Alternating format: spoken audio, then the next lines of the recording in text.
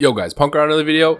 Here we go again, fellas, another phase 2 prep video. This time, probably covering the most juicy content that this next phase has to offer. World bosses and the intense faction battling dynamic that comes with securing them. So on this one, I'm going to be explaining both world bosses, Azuregos, Kazzak, giving you a detailed guide on the fights themselves, but if that's all this video entailed, I'd be doing you guys a huge disservice by not covering the PvP elements that are so entwined with these open world bosses. So here's the thing, the boss fights themselves are the easy part. They're just the reward at the end of the battle. The true battle is slaying the horde or alliance guild contesting the kill, securing it for yourself and your allies. So that's what we're gonna do. Firstly, go over each boss, and then go over PvP tactics when it comes to securing them. Without further ado, this is my phase 2 world boss guide. Let's get into it. Alright, so first we're gonna cover Azuregos. Let's go over all of his abilities to begin with. First, he's got a teleport. So with the teleport ability, he'll teleport all of the players within a 30-yard range, a short distance onto the same point. When he does this, he actually wipes the aggro table. So every single time this happens, threat resets, and he's gonna attack whoever's the first person to establish threat on him. So obviously, stop DPS after the teleport and let the main tank pick it up. Once the tank picks it up, then everyone's just gonna spread out into their initial positions. Although keep in mind that you have to be in range of this teleport. It resets threat entirely on everyone who gets hit by it, and the main tank is 100% going to be in range. So if you're out of range of the teleport, if you're standing 41 yards away as a hunter aim shotting and you don't get hit by the teleporter, your threat will not reset and he'll run over to you and kill you. So you have to be in range all the time 30 yards to make sure you get hit by the teleport so it wipes your aggro. The next ability on the list is called Chill. It basically looks exactly like Frost Nova, but it's the exact same animation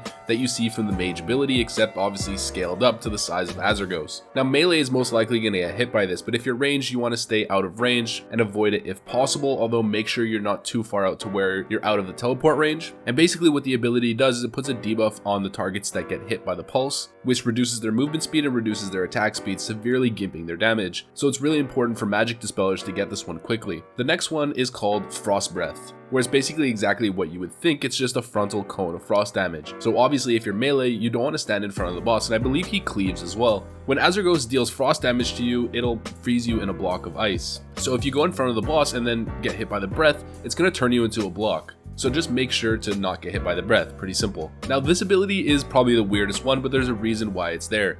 It's called Mark of Frost, and essentially if you die within this encounter, you get frozen. There's no animation for it or anything, but you get a buff on your character and it stops you from doing literally anything. You cannot release your spirit. It lasts 15 minutes, and the reason why this was implemented is Azuregos is a pretty long fight. He's got a ton of health. So this mechanic was put in place in order to stop people from running back to their bodies and have a sort of like a loop of people dying and coming back over and over again during the entire duration of the fight. So if you die, that's pretty much it. You can't come until 15 minutes after, or at least you can't release your spirit until 15 minutes after you've died. The next ability that he's got is a magic reflection. So every now and then he's going to put up a magic reflection shield that bounces back spells onto the caster. So this is pretty simple. We've all dealt with these mechanics a million times before. Just don't cast a fireball into your face. The next ability is very similar to Saffron from Naxxramas. It's basically just a toggled blizzard. The only difference is that it actually burns mana if you get caught into it. So if you're under and you get hit by the blizzard ticks, it's going to drain your mana. So this is obviously really important for casters to get out of really quickly. And one thing that you should definitely carry with you when going out to kill this boss is a frost protection potion. So those are the boss abilities. There's not too much when it comes to Azuregos, but they kind of play in a way where you're just sort of doing this dance over and over again. There's a flow to the encounter that you just have to get right, and then once you can do it, it's really easy. Now the first thing that we should know is that Azuregos is actually immune to arcane damage entirely and highly resistant to frost damage. This means mages are using Scorch and Fireball, although be careful, don't fireball your face on the spell reflect. So in general, your tank just takes Azuregos, make sure that he's facing him away from the raid due to that frost breath. The melee are going to stay on the flanks, just on the side, and then ranged DPS and healers are going to stay basically on the further flanks, I guess, in a certain way, and make sure that they're not caught in the breath. But again, like I mentioned before, you have to always stay within 30 yards within that teleport range, since it resets aggro. Then you're going to get teleported in. Make sure that you use potions, bandages after he sucks you in, just to alleviate healers, especially since they're going to be running around and not actually standing there to cast. So try to be self-sufficient on every single teleport. Mages, you should blink out immediately, and of course you could get unlucky and there could be a blizzard on top of the raid as you get teleported in, so just make sure you get out of that, bandage up, health pot, and then return to your initial positions. And that's basically the flow. You just rinse and repeat this over and over and over over again. It's not the hardest fight, it just takes a little while. He's got a lot of HP and you just have to sustain through it and constantly keep up that flow to the fight. Alright, so that's Azuregos, Malygos' underling of the blue dragonfly. Now let's talk about Lord Kazzak. Firstly, again, let's go over all of his key abilities, then talk about how the fight plays out in respect to the boss mechanics. So let's cover them here. The first is his melee attack. I mean, for the most part, you wouldn't mention this, but I just want to mention that his attacks are quite weak. He only hits casters for about 1500 damage, so this is really not a tank healing intensive fight whatsoever. The next ability that he's got is Shadow Bolt Volley, where he shoots out a really long, almost infinitely long, probably not infinitely, but a super long volley of shadow bolts that deal about 800 to 1000 damage. Not only is the range insanely far, but it also ignores line of sight, so you can't hide around a mountain or hide around anything really and hide from it. It's gonna hit you no matter what. And it doesn't seem to have a consistent cooldown. It's not like he's casting it on a 30-second interval or a 5-second interval, a 10-second interval. It's kind of just random from everything that I've read. Now obviously having a shadow protection potion is really useful for this fight. So frost protection for Azuregos and shadow protection for Lord Kazzak. The next ability that he's got is called Twisted Reflections. So he'll cast a magical debuff on a random player, although keep in mind that he will not cast this on your main tank or on whoever has aggro at the time. And anytime he deals damage to the target who has Twisted Reflections on themselves, he'll heal for 25,000 HP, or I think 5% of his health pool. So this combined with Shadow Bolt Volley obviously can ruin the entire attempt. If he puts Twisted Reflections on a target and then a Shadow Bolt Volley goes off and hits the target who's got Twisted Reflections, he'll heal for 25,000. So it's very crucial that paladins and priests dispel this immediately as it goes out, as fast as possible. Now the next thing that he's got is Mark of Kazzak, which is a curse that he'll target onto a random player who has mana. So he won't cast Mark on any rogue or warrior, only mana users. So the Mark will drain the target's mana for 250 per second and then explode for 4,000 damage when there's no mana left to drain. So mages and druids, obviously #1 priority is to always decurse. The next ability that he's got is a cleave. So people within melee range will get hit by a cleave. And on top of that, he's got Thunderclap, which basically doesn't deal any damage, but it slows your movement speed of all the people who are affected in the range. Now his melee attacks might do basically no damage. He hits like a wet noodle on your main tank. But what he does do is cast Void Bolt, which is a strong bolt that he'll cast on the player with target, who's obviously your main tank,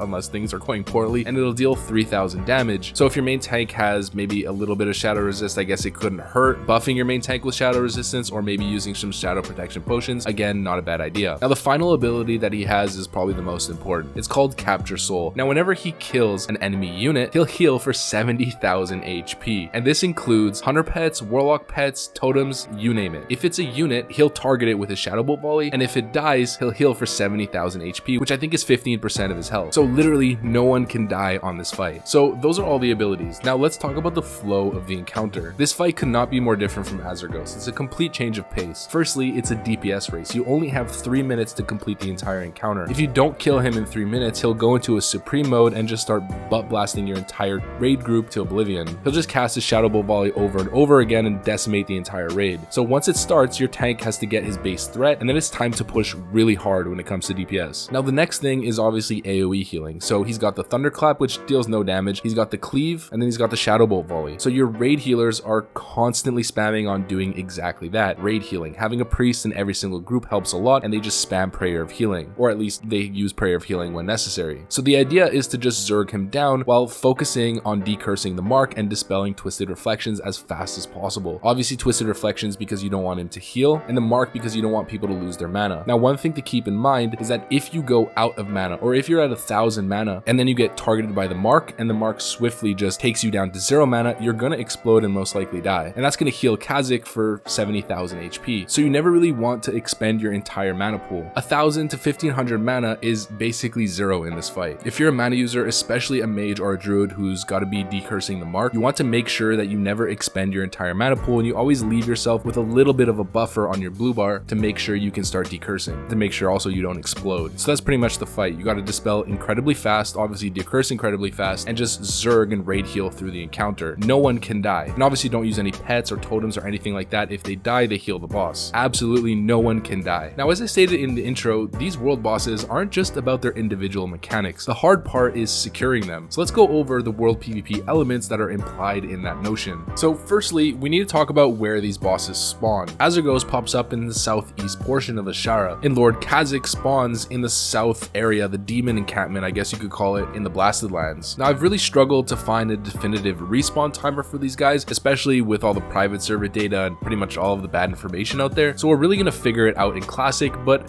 from what I understand right now, it's like a 5 to maybe even 7 day, it could be random respawn time. So you don't know exactly when the bosses are going to spawn. So the idea is you want to have people camping out the location within your guild on interval. Generally, you'll have rogues there, obviously, that are scouting throughout the entire week. You could have a druid, you could have a night elf who can sit there shadow meld, and you want to cycle different people to check it out throughout the week. Or of course, if you get intel, or if you have a rogue that's scouting and sees another guild prepping or another guild found him, then it's time to deploy. So you constantly want to have scouts out there near the spawn locations on the rough estimate of when you think it's going to spawn in the 2-3 day plus or minus period, secure the spawn, and roll out your team. Once you've found one of the bosses, it's not just kill it and you're good to go. Maybe on the most dead server ever, but on pretty much every PvP server, it's going to be a really intense brawl. Most likely there's going to be other guilds that scouted it as well, or maybe you have a snitch or a mole in the guild. Word's gonna get out and someone's gonna come to try to contest you. So you either kill the boss super fast because you're the first one to form there, or another guild is gonna come to try to contest you, and you can either, if you're a big enough guild, you can maybe have one group or one part of your group killing the boss and the other one protecting the entrance, or you have to fight, win the battle, and then secure the boss kill. The opposite is true as well. If another guild got it, then it's time to siege them. You want to be careful that you don't get put into a funnel point, into a choke point. A very common one is that little bridge in the southeast of Ashara. When it comes to world PvP fighting, we've all seen the meta before. It's all about having a coordinated engagement where there's no hesitation and your entire raid team commits to the fight all at once. Warriors going in and maybe piercing, howling, shield walling to absorb damage,